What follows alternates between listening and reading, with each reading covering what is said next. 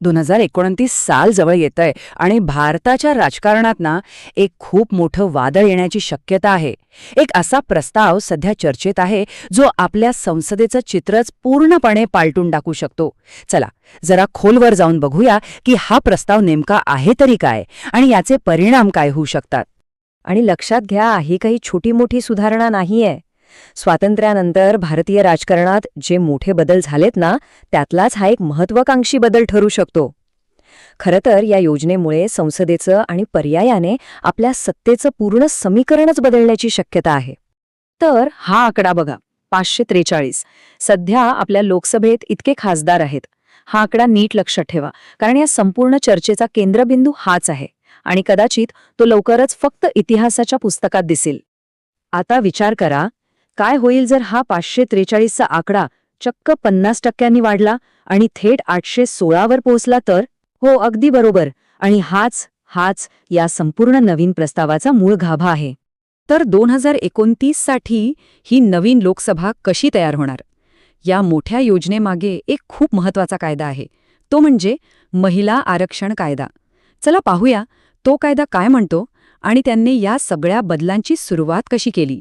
तर बघा, सप्टेंबर 2023 मध्ये नारी शक्ती वंदन अधिनियम नावाचा एक कायदा पास झाला. या कायद्यानुसार लोकसभा आणि राज्यांच्या विधानसभांमध्ये महिलांसाठी तब्बल 33% म्हणजे 1/3 जागा राखीव ठेवण्याची तरतूद आहे. उद्देश खूप मोठा आणि चांगला आहे, राजकारणात महिलांना त्यांचं हक्काचं स्थान मिळवून देणं. पण यात एक मोठी अट होती आणि त्याच अटीमुळे एक अडथळा निर्माण झाला. तर मग ही अट नेमकी काय होती? हा कायदा लगेचच्या लगेच लागू का होऊ शकला नाही? याचं कारण आहे 2 मोठ्या राष्ट्रीय प्रक्रिया ज्या पूर्ण होणं गरजेचं होतं. अट अशी होती की या कायद्याची अंमलबजावणी तेव्हाच होईल जेव्हा देशात नवीन जनगणना पूर्ण होईल आणि त्यानंतर मतदारसंघ पुनर्रचना म्हणजे डिलिमिटेशनची प्रक्रिया पार पडेल. आता या दोन्ही गोष्टी व्हायला बराच वेळ लागणार होता, कदाचित 2030 किंवा त्यापुढेही. त्यामुळे सरकारने विचार केला की यावर काहीतरी वेगळा, जलद मार्ग काढला पाहिजे. मग तो मार्ग कोणता होता? आता प्रश्न हा होता की 2029 पर्यंत हे सगळं कसं साधायचं. याचं उत्तर एका खूप हुशार, गणिती आणि तितक्याच राजकीय चालीमध्ये दडलेलं आहे. ही स्लाइड बघा, ती सगळं काही स्पष्ट करते. एका बाजूला आहेत सध्याच्या 543 जागा आणि दुसऱ्या बाजूला प्रस्तावित 816 जागा. म्हणजे जागा वाढणार हे तर नक्की, पण या वाढलेल्या 273 जागांचं काय होणार?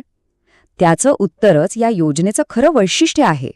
तर गंमत अशी आहे की ह्या नव्याने तयार होणाऱ्या ज्या 273 जागा आहेत ना, त्या प्रामुख्याने महिलांसाठी राखीव ठेवल्या जातील. म्हणजे महिला आरक्षणाचा जो कोटा आहे तो ह्या नवीन जागांमधनं पूर्ण केला जाईल आणि म्हणूनच याला एक हुशार राजकीय खेळी म्हटलं जातंय. बघा, यामुळे राजकीय विरोध कमी होण्याची शक्यता काय आहे? कारण सोपं आहे. सध्याचे जे खासदार आहेत त्यांना त्यांच्या 543 जागांवर पुन्हा निवडणूक लढवण्याची संधी मिळणार आहे. म्हणजे त्यांच्या जागेला थेट धक्का लागणार नाही. आणि त्याच वेळी ज्या नवीन 273 जागा तयार होत आहेत त्यातून महिला आरक्षणाचं वचनही पूर्ण होईल. म्हणजे एकाच दगडात 2 पक्षी. आता राज्य पातळीवर याचा काय परिणाम होईल ते पाहूया. राज्यांची राजकीय समीकरणं पूर्णपणे बदलू शकतात. इथे काही अंदाजे आकडे दिले आहेत. उत्तर प्रदेश, महाराष्ट्र, बिहारसारख्या मोठ्या राज्यांच्या जागांमध्ये मोठी वाढ दिसेल.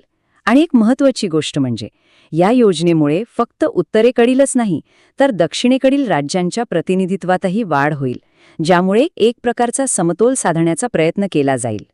ठीक आहे, योजना तर समजली, पण ती प्रत्यक्षात कशी येणार? त्यासाठी 2 महत्त्वाचे कायदेशीर टप्पे पार करावे लागतील. ते कोणते ते पाहूया. तर सरकारला 2 वेगवेगळी विधेयकं संसदेत आणावी लागतील. पहिलं म्हणजे घटना दुरुस्ती विधेयक.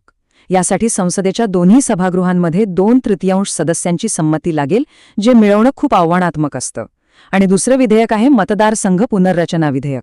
याला मात्र साध्या बहुमताची म्हणजे 50%पेक्षा जास्त मतांची गरज असेल. त्यामुळे ही 2 टप्प्यांची प्रक्रिया आहे. तर सगळा घटनाक्रम कसा असेल? सप्टेंबर 2023 मध्ये मूळ कायदा पास झाला.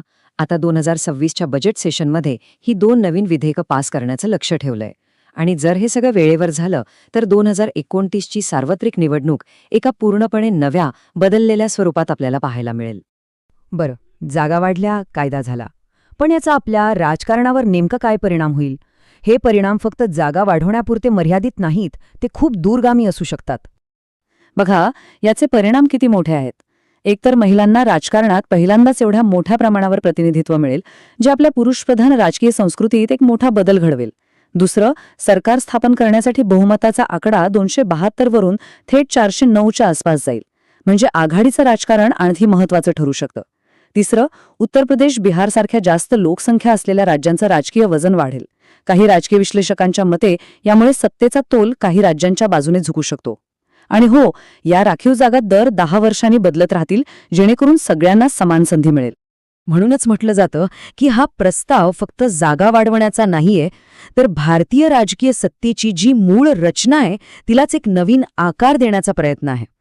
थोडक्यात सांगायचं तर ही योजना म्हणजे भारताच्या सामाजिक आणि राजकीय क्षेत्रात एक खूप मोठं आणि धाडसी परिवर्तन घडवण्याचा प्रयत्न आहे. ही योजना कागदावर खूपच प्रभावी आणि क्रांतिकारी वाटते, नाही का? पण खरा प्रश्न हा आहे की 2029 पर्यंत हे सगळं प्रत्यक्षात येऊ शकेल का? यासाठी लागणारी राजकीय सहमती मिळवणं हेच या योजनेपुढचं सर्वात मोठं आव्हान असेल. सगळ्या पक्षांना एकत्र आणून हा ऐतिहासिक बदल घडून आणता येईल का?